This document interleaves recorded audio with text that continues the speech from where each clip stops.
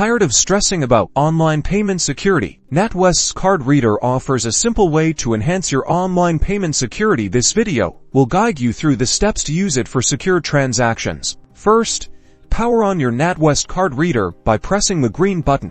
You'll see a welcome message and a prompt to enter your PIN.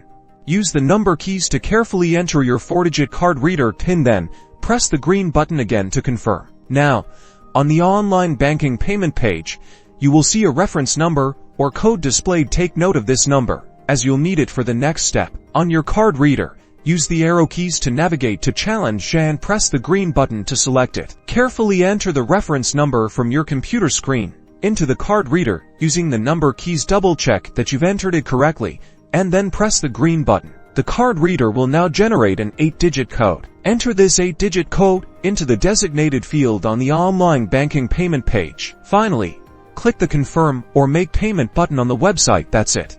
Your transaction is now securely processed using your NatWest Card Reader. You have successfully made a payment.